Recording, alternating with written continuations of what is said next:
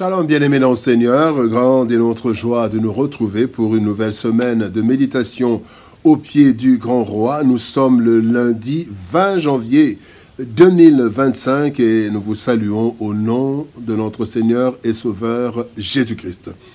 Pour notre méditation de ce jour, nous allons lire un texte dans le premier livre des Chroniques, chapitre 16, verset 24. 1 Chronique, chapitre 16, verset 24, nous lisons dans deux versions.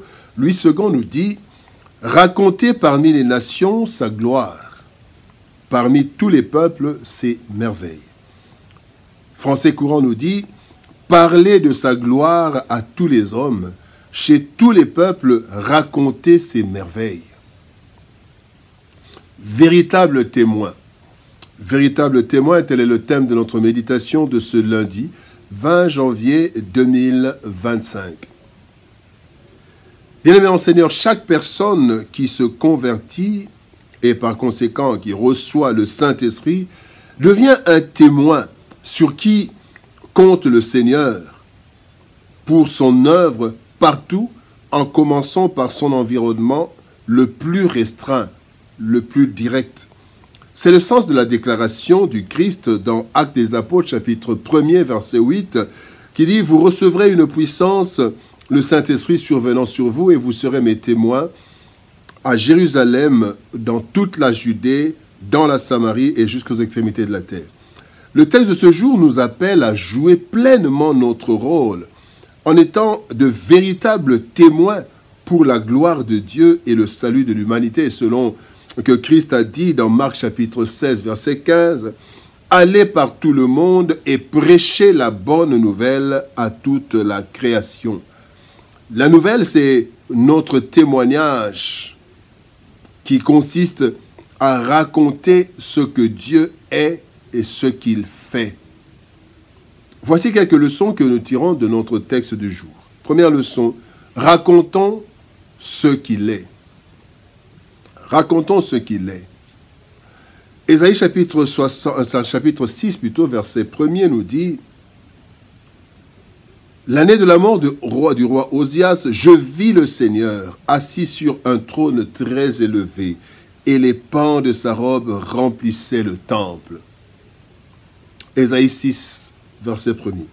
Lorsque nous devenons chrétiens, le Seigneur attend de nous que nous annoncions à tout le monde ce qu'il est. En effet, il est écrit dans 1 Corinthiens, chapitre 1er, verset 21, « Le monde, avec sa sagesse, n'a point connu Dieu dans la sagesse de Dieu. » Ainsi, nous avons le mandat de faire connaître à l'humanité qui est Dieu.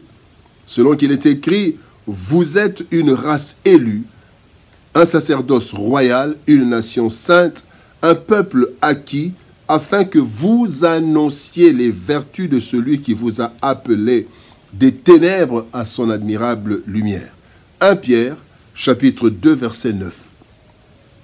C'est dans la méditation de la parole de Dieu et à travers l'intimité de la prière que nous pouvons connaître de plus en plus Dieu et raconter à tout le monde qui il est.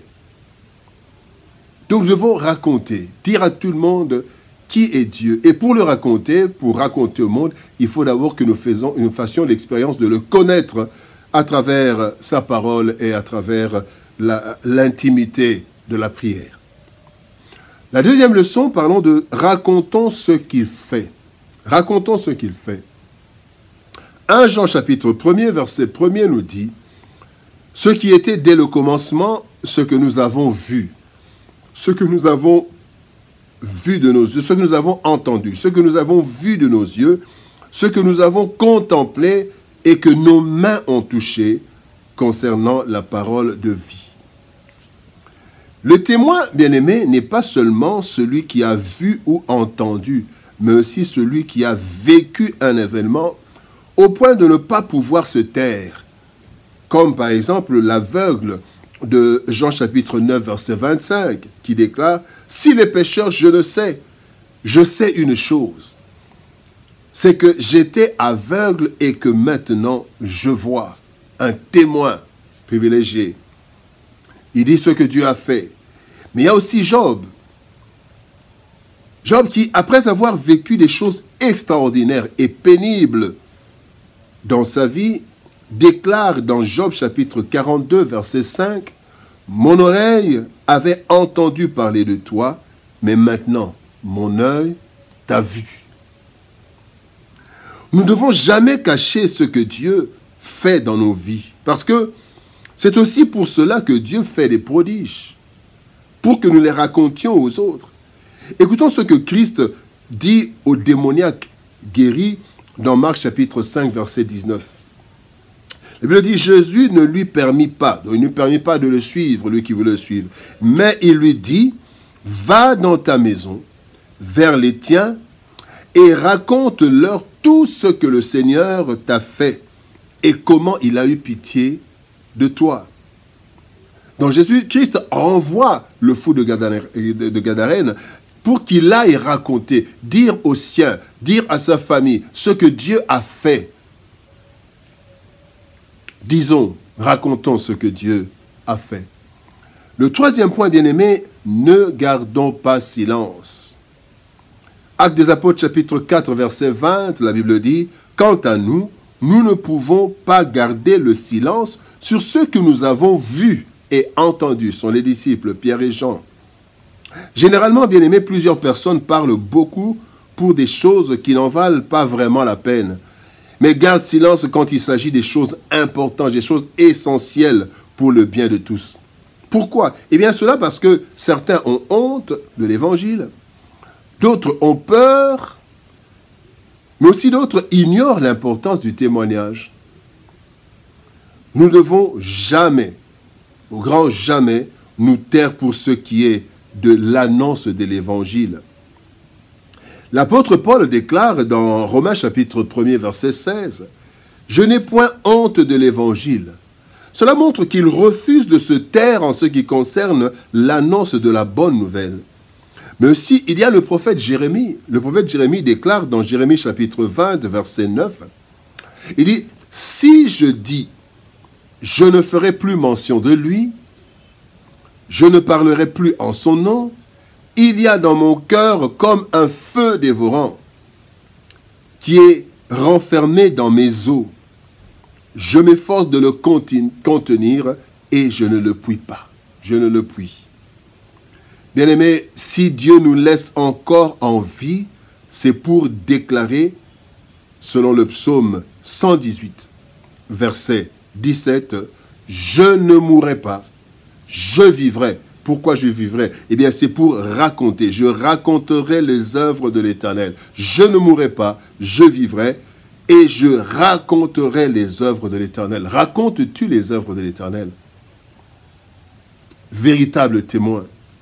Ce monde, bien-aimé, a besoin de voir pour croire, ou au minimum, écouter des témoignages de ceux qui ont vu et vécu l'événement pour croire et s'engager.